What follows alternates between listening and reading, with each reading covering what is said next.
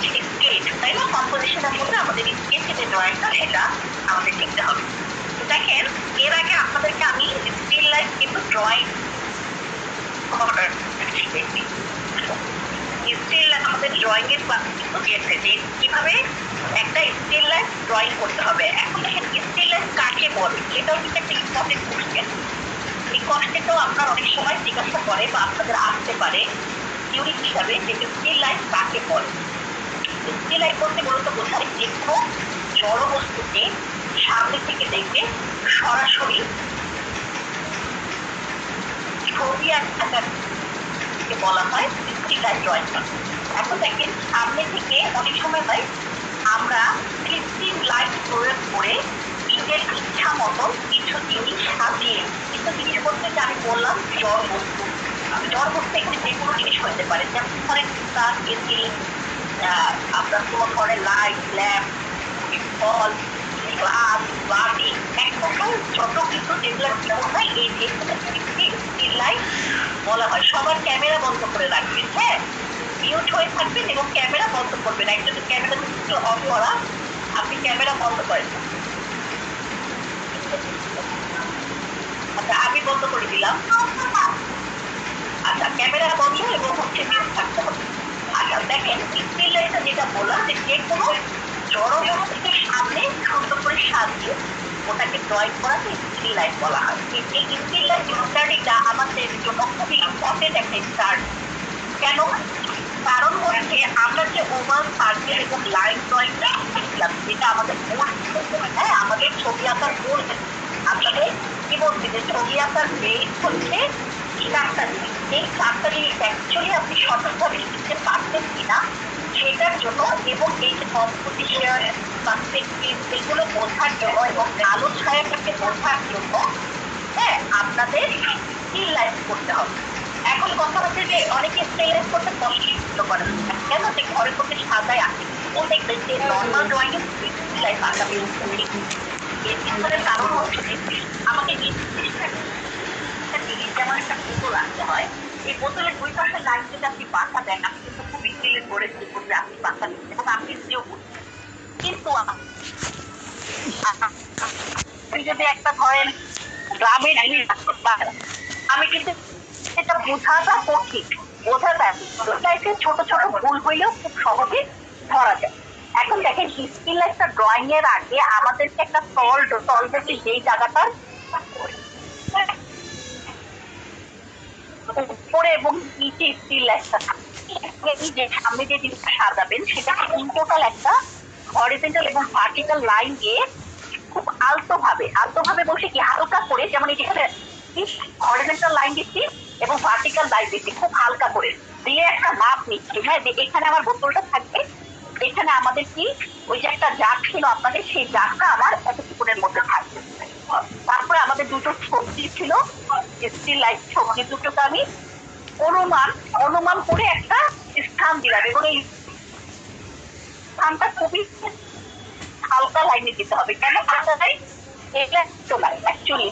এবং এই line drawing এর পরে যাতে আমাদেরকে ডিস্টার্ব না করে, এটা হচ্ছে আমাদের ড্রয়িং করার জন্য আমাদেরকে সহযোগিতা করবে। কিন্তু এই লাইনটা যদি আমি অনেক গাঢ় করে এঁকে ফেলি তাহলে সেটা কিন্তু আমাদেরকে ডিস্টার্ব করবে, পরবর্তীতে মুছতে হবে। এবং মুছতে গেলে কি হয়, আমাদের অনেক সময় খাতা নোংরা হয়ে যায়, যেটা করা যায়। এখন দেখেন, আমি করে একটা লাইন দিলাম, এখন আমি একটা বোতল আঁকবো কিভাবে, এই ড্রয়িংটা আপনাদেরকে আমি শেখাবো, কারণ অনেকে নতুন আছেন, অনেকে পুরনো আছে। লক্ষ্য করেন, আমার এই যে ছবিটা, এই ছবিটা দেখে আমি এখানে এই লাইনগুলো, এখন অনেকে কোশ্চেন আসতে পারে যেটা কি হিসাবে আমি দিলাম, এটা হচ্ছে অনুমান। ছবি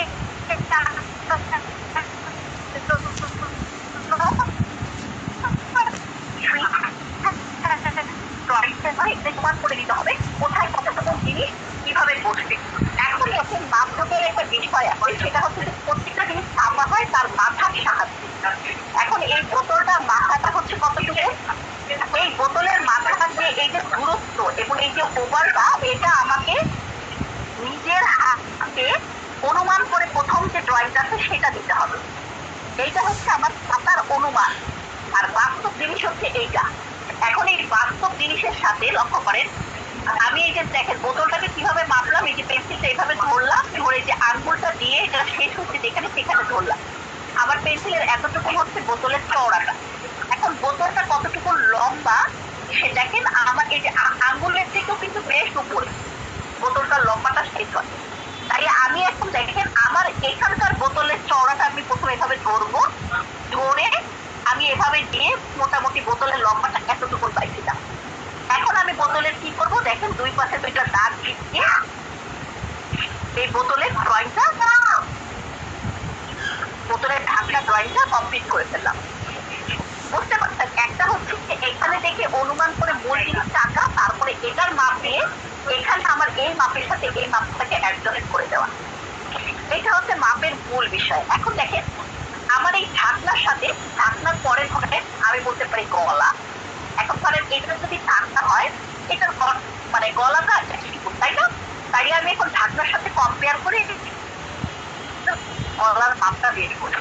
হ্যাঁ, কিভাবে? এই যে ঢাকনাটার লম্বা কতটুকু, এই এতটুকু। এই দেখেন পেন্সিলটাকে এভাবে ধরেছি, আমার এই যে আঙ্গুল, এই আঙ্গুলটাকে এভাবে ধরে আমি মাপ দিলাম যে ঢাকনাটা এতটুকু। তাহলে ঢাকনার সাথে আমার গলাটার মাপ কতটুকু? 1 গুণ 2 গুণ না, 2 এরও বেশ একটু কম। ঠিক আছে, তাহলে এখন দেখেন এখানে আমি কিভাবে মাপটা দিব দেখেন, 1 গুণ 2 গুণ এখানে আছে, বাট 2 এর একটু কম, দ্যাট মিনস এখানে শেষ হবে জিনিসটা। এখন দেখেন এখানে যে শেষ করলাম, এখন আমি চওড়াটা মাপ দিব। চওড়াটা হচ্ছে দেখেন মিডিল লাইন থেকে, এই যে এখানকার মিডিল লাইনটা কিন্তু ঠিক এভাবে গেছে, তাহলে এখানকার মিডিল লাইন থেকে এটা হচ্ছে 1 গুণ 2 গুণের একটু কম, 1 গুণ 2 গুণের একটু কম। তাইলে দেখেন আমি যদি বোতলের ঢাকনাটা এখানে ধরি, তাহলে 1 গুণ 2 গুণের একটু কম, এই পুরাটা যতটুকু হবে ঠিক এই পাশে আমাকে সেই সমপরিমাণ জায়গা দিতে হবে, মানে এতটুকু জায়গা। এখন এই 2 জায়গা বরাবর আমাকে একটা লম্বা লাইন দিতে হবে দুই পাশে। হ্যাঁ, একদম লম্বা একটা লাইন দিতে হবে। ঠিক আছে, দেখেন, হ্যাঁ এই যে লম্বা একটা লাইন দিলাম। এখন লম্বা লাইন দেওয়ার পরে দেখেন এর পরের ড্রয়িংটা ঠিক কিছুটা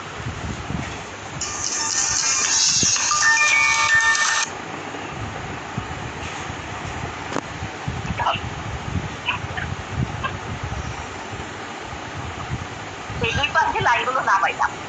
এখন দেখেন ওভাল ড্রয়িং আমরা শিখছিলাম, ওভালের কি, ওভালে আমরা কি শিখছিলাম, ওভালে আমরা শিখছিলাম যে ওভাল চারোদিক দিয়ে সমান হয়। তাই চারোদিক দিয়ে সমান থেকে আমি এখানে একটা ওভাল দিই।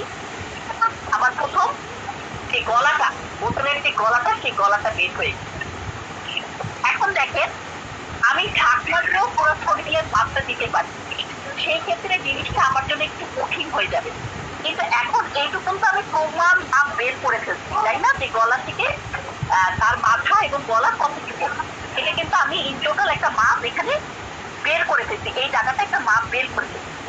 এখন আমি কি করবো দেখেন, এই ইন টোটাল মাপটাকে ধরে আমি তার বডিটা বের করবো। এই যে এখান থেকে মাথা থেকে তার গলা পর্যন্ত পেন্সিলের এতটুকু, তাহলে তার বাকি বডিটা দেখেন 1 গুণ 2 গুণ আর একটুখানি, 3 গুণ না, এটা একটুখানি, কারণ এই হাতের এইখানে হচ্ছে আমার ওর শরীরটা। তাই আমি এখন এখানে মাপটা কিভাবে বের করবো, এই দেখেন পেন্সিলটা ধরলাম, এই যে পেন্সিলটা যদি আমি এভাবে করে ধরি, এইখানে আমার বডিটা শেষ হয়, তাহলে আমি এখানে পাইছিলাম কি 2 গুণ আর অল্প একটু। তাই এই যে 1 গুণ 2 গুণ আর অল্প একটু, মানে এখানে শেষ হয় জিনিসটা। এখন অনেকের মনে হতে পারে যে এই মাপগুলো আমি কিভাবে দিচ্ছি, এই মাপগুলো দেখেন যখন আমি পেন্সিলটাকে এভাবে ধরলাম, আমি লোককে হালকা একটু স্কেচ করে নিচ্ছি। এই স্কেচের দাগটা নিজের চোখে দেখা যায়, আরেকজন দেখতে পাবে না। তারপর আমি যখন পেন্সিলটা নিচে নামাইলাম, তখন আমি এখানে পেন্সিলের দাগ দিলাম এবং পরবর্তী দাগটা হচ্ছে আমি আমার এইটা দিয়ে দিলাম। বুঝতে পারছি? এখন দেখেন এই জায়গায় যে সার্কেলটা আছে, আমি সবসময় বলছিলাম যে একটা ওভালের নিচের পরবর্তী যে ওভালটা, সেটা অবশ্যই এর আগের ওভালের থেকে বেশি ডিপ হবে এবং বেশি গোল আকৃতির হবে। তাহলে সেই গোল আকৃতিটা আমরা দিলাম। তাহলে এখন দেখেন আমরা ড্রয়িং এর যে মূল যে ড্রয়িংটা সেটা আমরা এতক্ষণ বের করলাম। এখন আমি আমার প্রয়োজন অনুযায়ী কোথায় কোথায় আমার ডার্ক লাইন আছে ড্রয়িং এর সেখানে বা কোথায় আমার ডার্ক লাইন প্রয়োজন সেই জায়গাগুলোতে আমি ডার্ক লাইন দিব। আবার যেই দাগগুলো ধরেন আমার প্রয়োজন নাই সেই দাগগুলো আমি কি করব, ইরেজ করে ফেলবো, মানে মুছে ফেলবো, একেবারে মুছে দিব।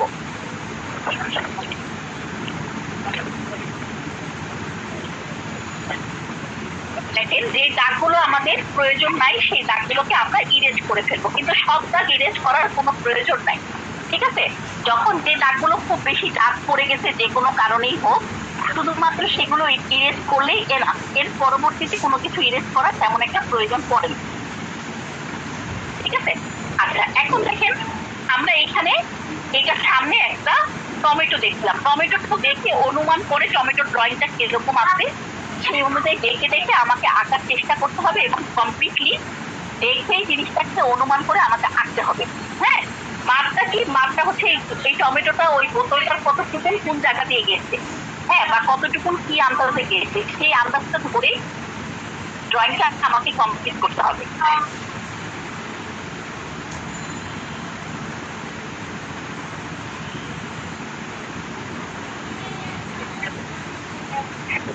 সেটা মুছে দিব, কারণ টমেটোটা আমার আগে আর পরবর্তী পিছনে হচ্ছে আমার বোতলটা। ঠিক আছে, আচ্ছা এইটার পাশে আমার একটা জার আছে। এখন দেখেন জারের মাপটা আমি কিভাবে নিব, জারের মাপটা আমি ইন টোটাল বোতলটা আমার কতটুকু, বোতলটা দেখেন আমার পুরো পেন্সিলের সমান। এখন জারটা হচ্ছে আমার পেন্সিলের থেকেও একটু কম, তাহলে এখন এখানে আছে আমি কিভাবে মাপ দিব, দেখেন এখানে বোতলটা কিন্তু আমার ছোট, তাহলে বোতলটা যদি এতটুকু হয় তাহলে জারটা অনুমানিক আমার এতটুকু, তার মানে জারের ড্রয়িংটা যদি আমি এখানে শুরু করি তাহলে জারের ড্রয়িংটা আমার এখানে আছে শেষ করতে হবে। এগুলো হচ্ছে সব একটার সাথে আরেকটাকে তুলনা করে করে মাপ বের করা হচ্ছে। প্রথম মাপটা যদি যে কোনো কারণে আপনি ভুল এঁকে ফেলেন বা তারপরে যেমন এইটুকু মাপ আমি ভুল এঁকে ফেলাম তাহলে পুরো ড্রয়িং ভুল হয়ে যাবে, বুঝতে পারছি? এগুলো অ্যাকচুয়ালি হচ্ছে আপনার একটা জিনিস হচ্ছে আরেকটা জিনিস দেখে অনুমান করে মূল ড্রয়িং কিরকম সেটার তুলনায় জিনিসটাকে আঁকতে হবে।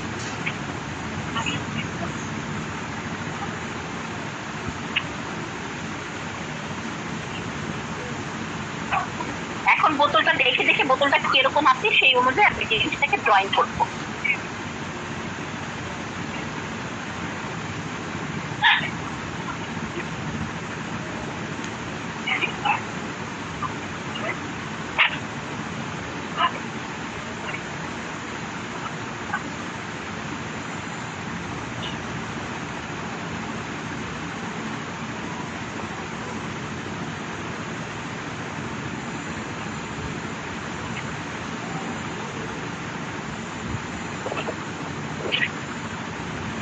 এগুলো বাস্তবে আপনি যে কোনো জিনিস আপনার চোখের সামনে নিয়ে আপনি ড্রয়িং করতে পারেন। আপনার ঘরে ধরেন একটা পট আছে, আপনার ঘরে একটা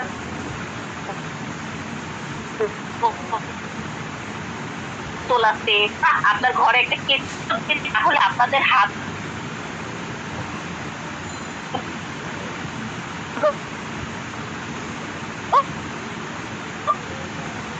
মানে ক্লিয়ার হবে, ক্লিয়ার বল অকরণ আপনার লক্ষ্যে আপনি এর মাঝে বুঝতে পারবেন। আচ্ছা দিলাম, এরপরে দেখেন এখানে কি আছে, এখানে একটা ডিজাইন আছে, ডিজাইনের জন্য এখানে একটা দাগ আছে, আমি সেটা দিলাম। আচ্ছা এরপরে এখানে দুইটা পেঁয়াজ আছে, পেঁয়াজ দুইটাকে ড্রয়িং করি, পেঁয়াজ দুইটা একটু দূরে, তো সেই অনুযায়ী আমি ড্রয়িংটা করলাম।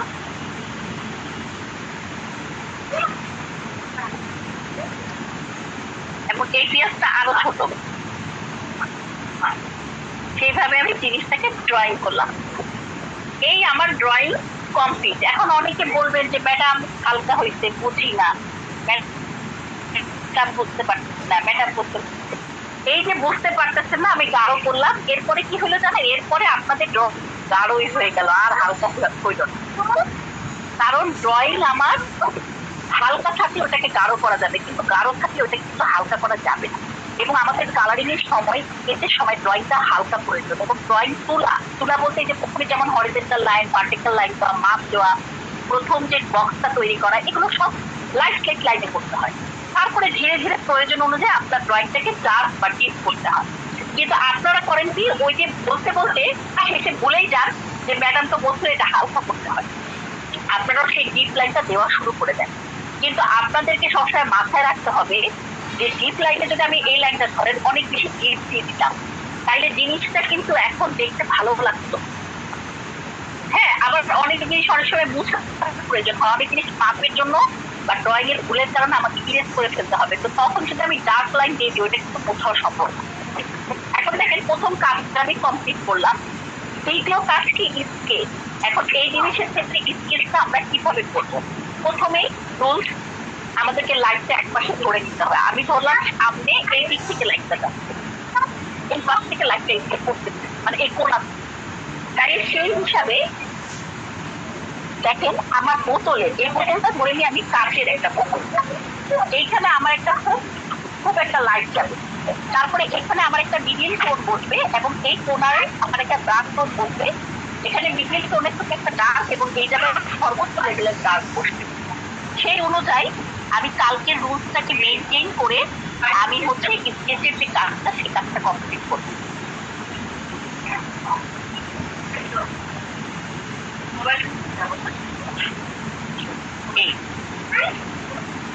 লক্ষ্য করেন আমরা শিখছিলাম কি, হালকা করে প্রথমে পুরাটার মধ্যে আমরা সবচেয়ে যে লাইট টোনটা দেখতেছি সেই টোন অনুযায়ী একটা স্কেচ করে নেব, ঠিক আছে? বসো, আমি দিব পরে। আচ্ছা, এইটা দেওয়ার পরে দেখেন আমি এইখানে আমাদের লাইট টোন দিচ্ছিলাম এবং বলছিলাম কি তারপরে মিডিল টোনটা আমাদের বসবে, তাইলে আমি লাইটটা ছেড়ে বাকি যে জায়গাটা আছে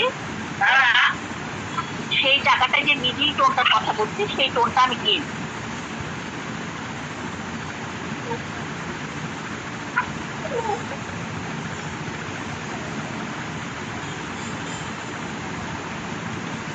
এবং এই টোন অনুযায়ী আমি পুরোটার মধ্যে কি করবো, স্কেচ করবো। আচ্ছা, মিডিল টোনের পরে দেখেন আমার একটা ডিপ টোন থাকবে মিডিলের পরেই আমার, তারপরে চারোদিক থেকে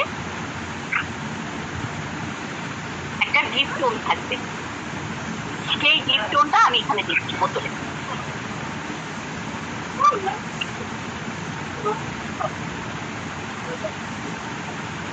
আচ্ছা, এখন দেখেন এইটা হচ্ছে কাঠের বোতল এবং এই ঢাকনাটা মনে করে নেন এটা হচ্ছে স্টিলের ঢাকনা, তাহলে অবশ্যই কাঠের বোতলের থেকে স্টিলের ঢাকনাটা কি হয় আপনার বেশি ডিপ হবে না, জিনিসটা বেশি ঠিক।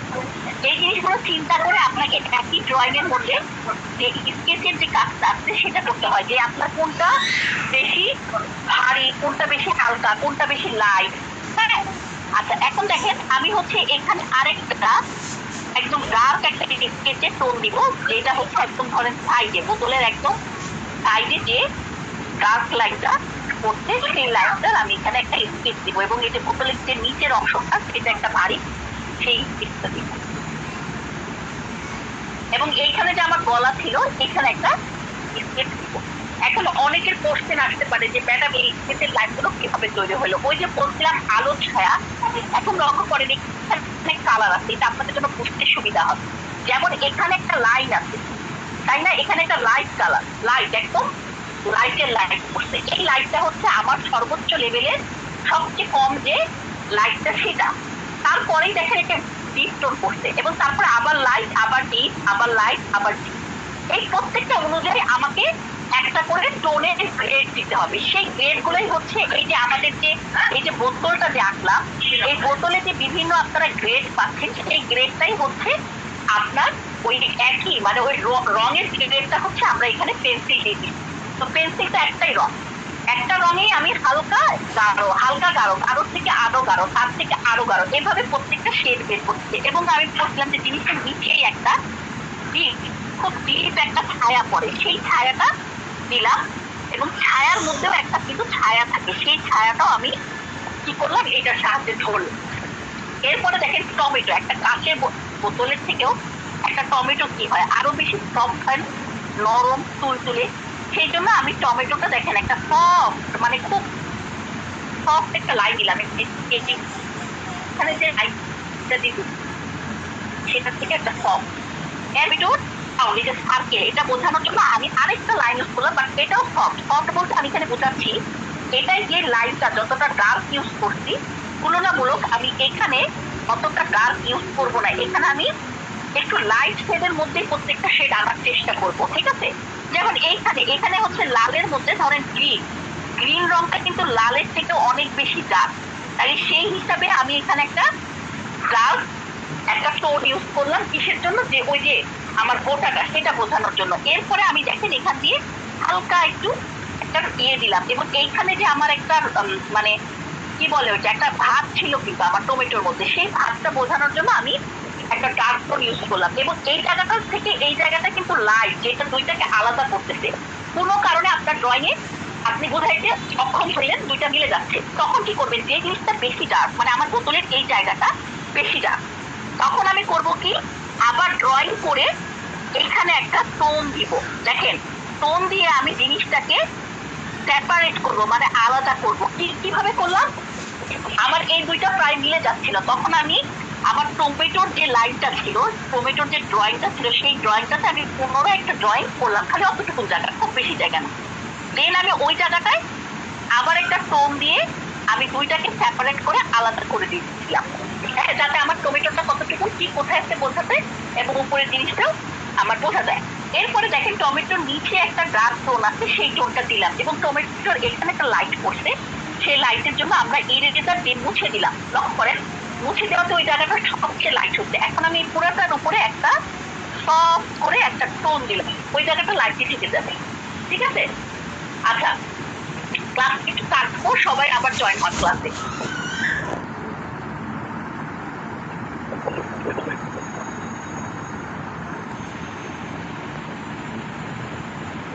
সবাই একটু জয়েন হোক, তারপরে আমরা ক্লাসটা পুনরায় স্টার্ট করবো।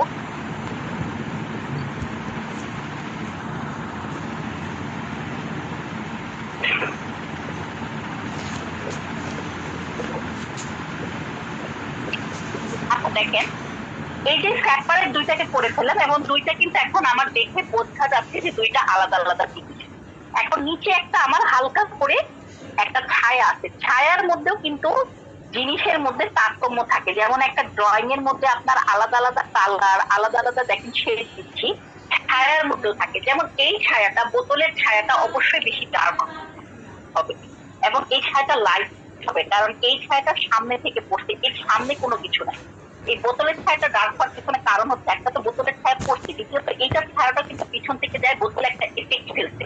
বলতে পারেন যে এই জায়গায় একটা আলাদা একটা ছায়া সৃষ্টি করছে, যেই ছায়াটা যায় ইন টোটাল এই বোতলের ছায়াটাকে একটু ডার্ক করছে। এবং এই সামনের যে ছায়াটা, সেটা অবশ্যই লাইট হওয়ার কারণ হচ্ছে যে এটা সামনের দিক থেকে একটা ছায়া পড়ছে, রিফ্লেকশনের কারণে। যে এই উপরের জিনিসটার যে একটা ভার আছে, এই ভারটার কারণে এই ছায়াটার এখানে সৃষ্টি হয়েছে, বুঝতে পারছি?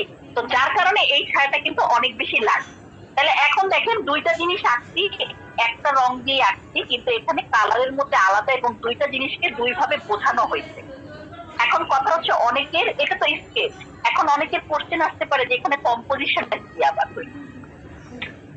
আপনারা যখন চিত্রাঙ্কন করতেছেন মাথায় রাখবেন কম্পোজিশন অবশ্যই পার্সপেক্টিভ, এই দুইটা জিনিস আছে। যদি এই দুইটা জিনিস আপনি না দেখাইতে পারেন বা না বুঝে থাকেন, তাহলে আপনার ছবি কখনোই সঠিকভাবে আপনি আঁকতে পারেন। এখন দেখেন কম্পোজিশন মানে আমরা শিখছিলাম কি, রচনা করা, সুবিন্যাস ভাবে সাজানো। এখন আপনার সামনে যখন একটা জিনিসকে সাজানো হয়, আপনি কিন্তু এমন একটা অ্যাঙ্গেলে দাঁড়াইতে পারেন যেই অ্যাঙ্গেল থেকে সবকিছু এক লাইনে দেখা যাচ্ছে। আবার এমন একটা অ্যাঙ্গেল চুজ করতে পারেন যেখান থেকে প্রত্যেকটা জিনিস দেখা যাচ্ছে। এবং আপনি যখন খাতায় ড্রয়িং করছেন, যেমন ধরেন সবার পিছনে এই বোতলটা আছে, বোতলের সামনে আমাদের এই টমেটোটা আছে, টমেটোর আবার পাশে, বোতলের পাশে আরেকটা আমাদের বর্ণি আছে বা বোতল আছে, যে বোতলটা কিন্তু আমাদের কি এই দুইটার মিডিলে একটা লাইনে আছে। এই যে এভাবে সাজাইছেন, এই জিনিসটার নামই হচ্ছে কম্পোজিশন করা। এখন ধরেন আমি এমনি না সাজাই, কোন একটা চিত্রে ধরেন আপনি একটা জিনিস সামনে রাখলেন, মিডিলে রাখলেন, বা একটা দৃশ্য আপনার মিডিলে আসছে, আপনি নির্দিষ্ট একটা কোণ থেকে দাঁড়াবেন। এখন এই কোণটা আপনি মিডিলেও নিতে পারেন, একেবারে দৃশ্যের এক শেষে নিতে পারেন, উপরে দাঁড়ায় নিতে পারেন, নিচে নামে নিতে পারেন, বিভিন্ন জায়গা থেকে নিতে পারেন। এই যে নিলেন এবং চোখের অ্যাঙ্গেলটা সৃষ্টি করলেন, এবং সেই হিসাবে আপনার খাতা আপনি সাজাচ্ছেন, এটার নামই হচ্ছে কম্পোজিশন করা। এবং এই কম্পোজিশনটা যখন আপনি সঠিকভাবে করতে পারবেন তখন একটা সঠিক আপনার কি ছবি হবে, নাইলে কখনোই হবে। ঠিক আছে, এখন আসুন আমরা এটার মধ্যে স্কেচ করব। এখন দেখেন এইটা কাচের, এটাও কিন্তু সিরামিক্সের, দুইটা কিন্তু একই, বাট সিরামিক্স একটু ওয়েস্টফুল হয় কাচের থেকে। কিন্তু অপর দিক দিয়ে দেখেন এখানে দুটাই থেকে এটা ডার্ক কালার, ব্রাউনিশ কালার, এবং এটা কি হোয়াইট কালার, সাদা কালার। এখন দেখেন আমরা ওই জিনিসটা বোঝার জন্য এবং এখানে টোনের যে একটা বিষয় সেটা দেখানো হয়েছে। এই পাশটাতে একটা লাইট আছে, লাইটের পর অবশ্যই এখানে একটা মিডিল টোন আছে, এবং এখানে এই পাশটাতে অবশ্যই একটা ডিপ টোন আছে, যেটা কোন থেকে লাইটটা ধরছে। এখন দেখেন আমরা হচ্ছে কি করব, এইখানে যে এখানে এই জিনিসটাকে একটা ডার্ক কালার বোঝানো হয়েছে, আমরা কি করলাম মোটামুটি একটা হালকা একটু ডার্ক কালারের একটা শেড দিলাম। এখন আমার ওই যে টোন গুলো কোন জায়গায় পড়বে, ছায়াগুলো কোন জায়গায় পড়বে, এই যে একটা গোল্ড ডিজাইন আছে, এই ডিজাইনের নিচটা অবশ্যই একটু ডার্ক শেডের হবে, এই অনুযায়ী কালারটাকে দিলাম। আবার দেখেন এইখানে এই ডিজাইনটাও কিন্তু আমাদের একটু ডার্ক তুলনামূলক, সেই ডার্ক টোনটা আমরা এখানে একটু দিয়ে দিব। কিসের তুলনায় ডার্ক, এটা হচ্ছে আপনার ওই যে মানে কালার, একটা কালার করা হয়েছে, সেই কালারের যে ডার্কটা আছে সেই ডার্ক টোনটা আমি এখানে ব্যবহার করলাম। করার পরে এখন এখানে তো আমাদের একটা লাইট কালার, তাই না? তাহলে লাইট কালার অনুযায়ী আমি ফার্স্ট যে টোনটা, সেই টোনটা দেখেন আমি ইন টোটালের উপরে দিব, আমি পুরোটার উপরে দিব, তাহলে ডার্কটা আরো ডার্ক হবে, লাইট জায়গাটা তুলনামূলক লাইটই থাকবে। পুরাটার উপরে দিব, কারণ আমার পুরাটাই আমি একটা সাদা টাইপের কালার দেখছি, দিলাম। দেওয়ার পরে এখানে আমার কিন্তু সবচেয়ে বেশি একটা সাদা কালার আছে, কোন জায়গাটা, এই জায়গাটা দিয়ে গেছে, তাহলে এর পাশে আমার একটা মিডিল টোনের একটা কিন্তু ব্যাপার স্যাপার আছে, আমি সেই মিডিল টোনটা অনুযায়ী আমি পুরাটার উপরে দেখেন একটা টোন দিলাম। এবং এই যে নিচের সাইডে অবশ্যই একটা ডার্ক টোন আসবে, সেই ডার্ক টোনটা আমি দিলাম। হ্যাঁ, দিয়ে আমি কি করলাম, চারোপাশে একটা এই যে চারোদিকে একটা ডার্ক টোন থাকে, আপনার মিডিলের যে গোল যে সার্কেলটা থাকে সেখানে সরাসরি লাইট পড়ে, এবং লাইট পড়ার পরে চারোদিকে একটা ডার্ক টোন পড়ে, সেই টোনটা দিলাম। দেওয়াতে কি হলো দেখেন, এই যে টোটাল যে কাজটা দেখেন আমার এই জায়গাটা কিন্তু ডিপ, এটাও ডিপ, এটা হচ্ছে ওই যে দুইটা ডিফারেন্ট যে কালার, সেই কালারের জন্য, এবং এই জায়গাগুলো কি লাইট। এখন দেখেন পেঁয়াজের কালার কিন্তু টমেটোটা লাল, টমেটোর থেকেও কি হয় লাইট হয়, তাই না? কারণ পেঁয়াজটা হচ্ছে একটু একটা হচ্ছে ওই যে কি বলে পিঙ্ক শেড, এবং সেই শেডটাও কিন্তু একটা পাতলা, খুব পাতলা একটা পরের মধ্যে এই শেডটা থাকে, এই জন্য আমি খুব হালকা করে একটা কালার দিলাম। দেওয়ার পরে এই জায়গাটা অবশ্যই একটু গাঢ় হবে, কারণ এখানে হচ্ছে পেঁয়াজের যে মূলটা, সেই মূলের যে জায়গাটা সেটা, এবং পেঁয়াজের যে পর মানে একটা নিচে একটা, সেগুলো অবশ্যই ডার্ক হবে। সেগুলো আমি এরকম ড্রয়িং এর মাধ্যমে, এবং এই ড্রয়িংটা কিন্তু আমি চিকন লাইন দিয়ে করতেছি না, আমি পেন্সিলটাকে এরকম একটু নুয়ায় জিনিসটা দিয়ে আমি এই লাইন গুলোকে বের করার চেষ্টা করতেছি, করে আমি হচ্ছে চারোদিকে এটা কমপ্লিট করার চেষ্টা করলাম। এখন দেখেন এইটা লাইটটা কিন্তু এইখানে দেখাইছে যে এইদিকে বসবে, এই পাশে একটা ডার্ক আমাদের এই যে জার, এই জারের একটা ছায়া গেছে, আমরা সেই ছায়াটা আঁকলাম, এবং পেঁয়াজের ছায়া একটা দেখাচ্ছে এদিকে, একটা দেখানো হয়েছে ওই দিকে, আমরা দুই দিকে দিয়ে দিলাম। এখন আমাদের দেখেন পুরো স্কেচটা কমপ্লিট। এখন কথা হচ্ছে যে এই স্কেচের পিছনে আমি বলছিলাম না যে ব্যাকগ্রাউন্ডে আপনাদের কমপ্লিট করতে হবে, এটা হচ্ছে কম্পোজিশনের একটা রুল। তাহলে ব্যাকগ্রাউন্ডে কিন্তু এখানেও দেখাইছে, দেখেন যে ওয়াল আছে, এখানে একটা টেবিল আছে, টেবিলের উপরে এগুলা সাজানো হয়েছে। তা আমরা করবো কি, পুরো ব্যাকগ্রাউন্ডটা ওয়াল ধরে, ওয়াল যেহেতু ওয়াল অবশ্যই একটা লাইট কালার, তাহলে লাইট কালার করে পেন্সিলটাকে একটু নোয়ায় পুরোটার উপরে খুব সুন্দর করে একটা স্কেচ দিব। এবং অনেক সময় দেখবেন ওয়ালের মধ্যে আপনাদের যে সাবজেক্ট গুলো থাকে সেগুলো ছায়া পড়ে, সেই ছায়াটাও কিন্তু খুব সুন্দর একটা মানে আনে আপনার, কি বলবো এটাকে, মানে একটা সাবজেক্টের মধ্যে একটা সৌন্দর্য যাকে বলা হয়, হ্যাঁ সেটা নিয়ে আসে। তো আমরা হচ্ছে পুরো ওয়ালটার মধ্যেই দেখেন একটা টোন দিলাম খুব লাইট করে, এবং এই টোনটা যখন দিচ্ছি দেখেন আমি কিন্তু পুরো আমার সাবজেক্টের উপরেও দিয়েও দিচ্ছি, এতে কোনো সমস্যা নেই, কারণ আমার সব জায়গায় যখন আমার টোন পড়ছে অটোমেটিক সাবজেক্ট ডার্ক হয়ে গেছে। আচ্ছা, এরপরে যখন নিচের টোনটা শুরু করব, দেখেন নিচেরটা আবার কি আমার কিন্তু উপরের থেকেও আমার নিচের জায়গাটা গাঢ়, সেই হিসাব করে আমি একটা গাঢ় এবং একদম নোয়ায় পেন্সিলটাকে ভরে একটা পুরাটার মধ্যে ইন টোটালের মধ্যে একটা টোন দিয়ে, এখন এই জায়গাটা আমি একটু আলাদা করে দিব, কারণ এখানে আমার টেবিলটা বোঝানো হয়েছে এবং ওই পাশটা দিয়ে আমার মানে পিছনের যে আমার ব্যাকগ্রাউন্ড সেই দুইটাকে আলাদা করাচ্ছে। দ্বিতীয়ত যেই জায়গাগুলো এখন এই পর্যায়ে আসে আমার মনে হচ্ছে যে হয়তো বা ব্যাকগ্রাউন্ডের সাথে বা আপনার কি বলে ওটা ধরেন নিচের সাথে মিলে গেছে আমার সাবজেক্টটা, সেই ক্ষেত্রে আমাকে প্রত্যেকটা জায়গায় আবার লাইট করে এসে এরকম করে পেন্সিল করে আবার ড্রয়িং করা, বা কোনো জায়গা যদি আমার মনে হয় যে আবার গাঢ় করার প্রয়োজন আছে সেই অনুযায়ী জিনিসটাকে গাঢ় করতে হইলে গাঢ় করতে হবে, কোনো সমস্যা নাই। হ্যাঁ, যেমন আমার এই জায়গাটা একটু মিশে মিশে গেছে, তা আমি এই জায়গাগুলোকে আমি পুনরায় পেন্সিল যেভাবে ড্রয়িং করে আবার এইভাবে স্কেচের মাধ্যমে জিনিসটাকে দেখেন আলাদা করে দিচ্ছি। এটা একটা যখন কমপ্লিট অনেক বড় একটা কাজ করা হয় সেই কাজের ক্ষেত্রে বিভিন্ন সময় আমার চিত্রের মধ্যে বিভিন্ন টোনের প্রয়োজন হইতে পারে, আমি আলাদাভাবে ওই টোনগুলোকে আবার দিয়ে দিয়ে জিনিসগুলোকে আলাদা করে দিব।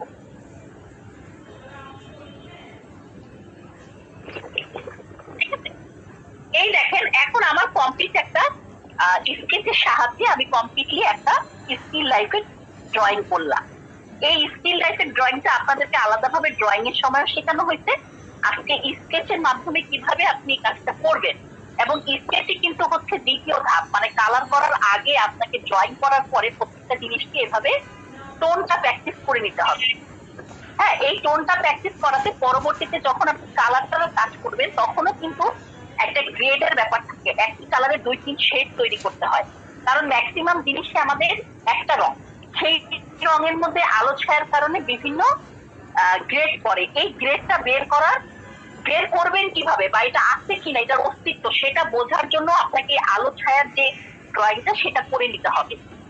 ঠিক আছে, তাহলে আপনাদের আজকের ক্লাসের কাজ হচ্ছে এই ড্রয়িংটা আমি দিয়ে দিচ্ছি, ড্রয়িংটা বাসায় বসে খুব ভালো করে প্র্যাকটিস করা, তার পাশাপাশি এই যে আমার যে এই স্কেচটা এটাও কমপ্লিট করা, স্কেচের ছবিটাও আমি গ্রুপে এখন শেয়ার করব।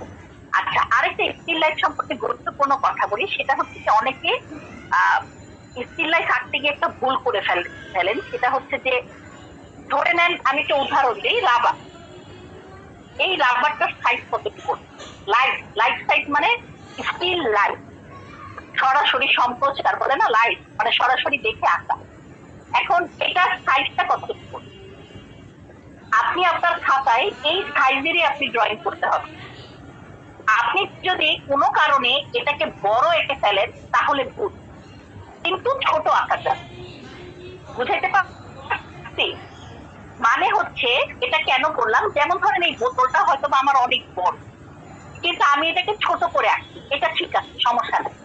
কিন্তু আমি যদি ওই বোতলের লাইফ সাইজের থেকে জিনিসকে আমি বেশি বড় এঁকে ফেলি, সেই ক্ষেত্রে স্টিল লাইফকে গ্রহণযোগ্য হয় না। এটার পিছনে একটা কারণ আছে, সেটা হচ্ছে মাত্রা অতিরিক্ত বড় জিনিস অনেক সময় দেখলে বোঝা যায়, যেমন শশাকে আপনি যদি অনেক বড় করে এঁকে ফেলেন, লাউ আর শশা দুইটার তফাৎ মানুষ করতে পারবে না, কিন্তু আপনি যদি লাইট সাইজে রাখেন, লাইট মানে যতটুকুন দেখা যাচ্ছে ততটুকুনি আপনার খাতায় আপনি আঁকবেন, সেই ক্ষেত্রে ওইটাকে শশাই মনে হবে আপনার যদি ড্রয়িং এও ভুল থাকে। এটা একটা নিয়ম,